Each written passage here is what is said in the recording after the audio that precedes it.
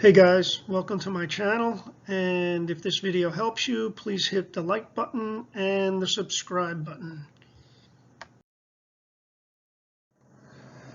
So you want to use the bread trick to help you get a pipe connection back together. There's a lot of things you should consider before you attempt it if this is your first time. Number one, this is a 100-year-old trick at least. My grandfather used to do this, my father did it, and I've done it. We've been successful, but you need to take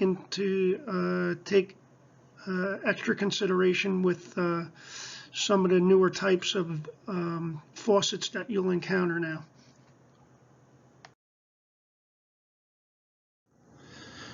Yes, inserting a ball of white bread will stop a small drip for about a minute or so to help you solder your joint back together. But it might cause clogging issues in the end if you do not do it correctly. First and foremost, do not use any other kind of bread except for the white part of a slice of white bread. Even if you only use the white part of the slice of bread, you can still set yourself up for failure. Do not compress the piece of bread back into a piece of dough. You want to loosely compress it.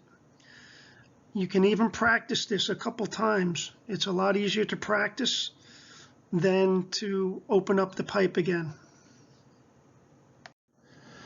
If you're using sandpaper to clean your connections, you may go through a couple pieces of bread before you go for the final connection. Stuff your piece of bread into the leaky part of your connection. An inch or so will do.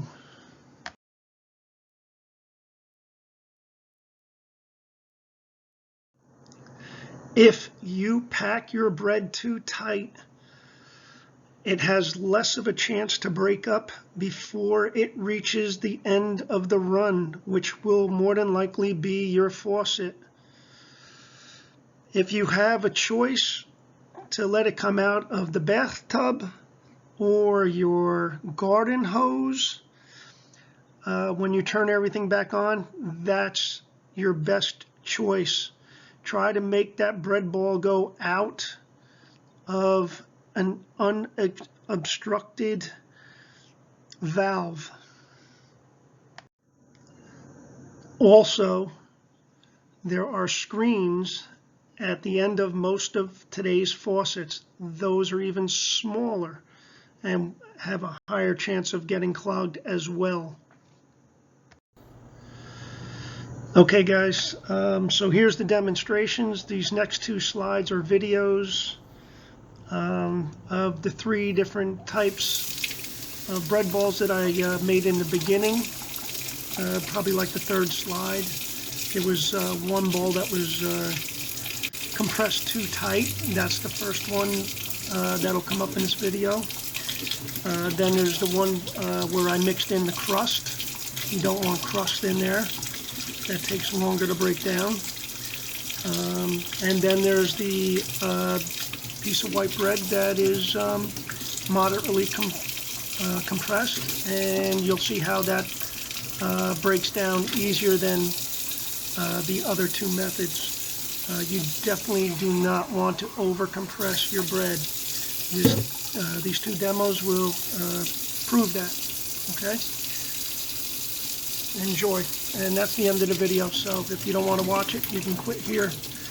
Again, if this video helped you, please hit the like button, subscribe to my channel. I'm a DIYer just like you, and I'll be putting up some more helpful videos, hopefully. I'm not a plumber. I just play one on YouTube every once in a while. Thank you. Have a good day.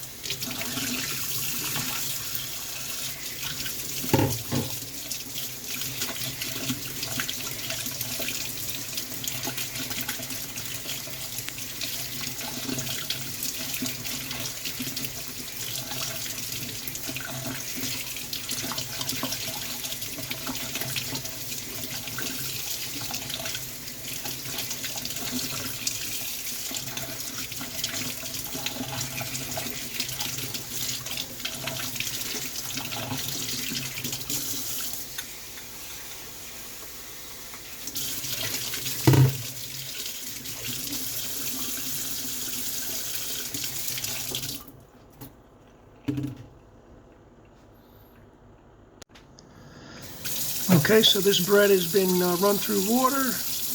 It's been soaking for about 5 minutes, and you can see how each bread ball has broken down, and the loosely packed white piece of bread is the best way to go.